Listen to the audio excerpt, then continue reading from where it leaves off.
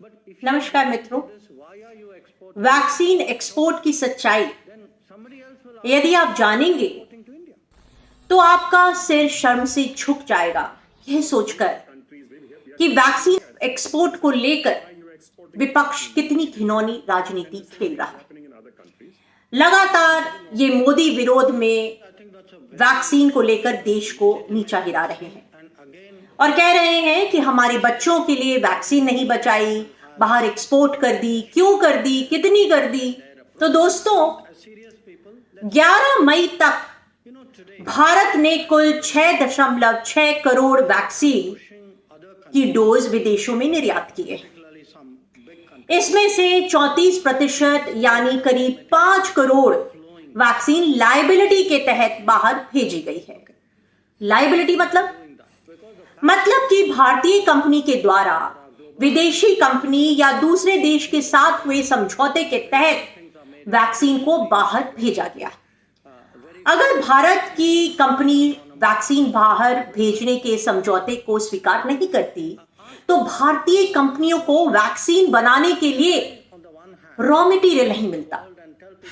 अब आप इसे ऐसे समझिए, भारत में जो कंपनी वैक्सीन बनाती है वो वैक्सीन बनाने के लिए कच्चा माल विदेशों से इंपोर्ट होता है।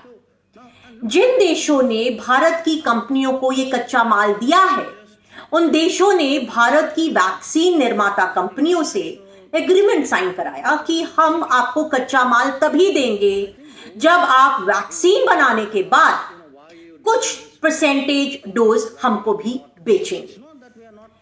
इस वैक्सीन के लिए भारतीय कंपनियों को पेमेंट भी मिली।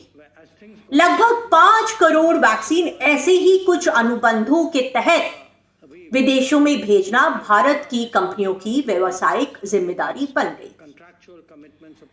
राहुल गांधी जी जो निरंतर मोदी विरोध में वैक्सीन को लेकर दुष्प्रचार कर रहे हैं, वे ये जान लें कि भारत की कंपनियों ने कुल एक्सपोर्ट हुई वैक्सीन का 12.5% यानी कि 12.5% सऊदी अरब को एक्सपोर्ट किया है, जहां 15,40,000 भारतीय रहते हैं और उनमें से 90% तो मुसलमान हैं। इन हिंदुस्तानियों को सऊदी अरब फ्री में वैक्सीन लगवा रहा है। आप सोचिए कि कितने शर्म की बात है कि अपने हिंदुस्तानियों को वहां फ्री में वैक्सीन लग रही है जो हमने यहां से भेजी है, और इस पर भी ये घिनौनी राजनीति कर रहे हैं। इसके अलावा 1,07,00,000 वैक्सीन मदद के रूप में भारत ने पड़ोसी देशों को भेजी है। क्यों भेजी? क्योंकि वो पड़ोसी देश चीन के प्रभाव में निरंतर आ रहे थे। एक तो उस पर नियंत्रण करना था, दूसरा एक पड़ोसी देश का धर्म भी होता है, वो भी निभाना था, इसलिए उन्हें भेजी गई। यह भी बहुत जरूरी है समझना कि भारत ने 2 लाख वैक्सीन की dose United Nations peace keeping force को दिया है। दोस्तों, भारत के बाहर भी भारत के हजारों जवान संयुक्त राष्ट्र के मिशन के तहत शांति सेवा के रूप में नियुक्त हैं। इन हजारों जवानों को भी वैक्सीन लगाने के लिए वैक्सीन एक्सपोर्ट की गई है। अब जवाब दे ये विपक्षी कि वैक्सीन भारत के सैनिकों और जवानों को लगे तो इन्हें क्या दिक्कत है। इसके अलावा संयुक्त राष्ट्र संघ ने एक कोवैक्स फैसिलिटी का निर्माण किया है।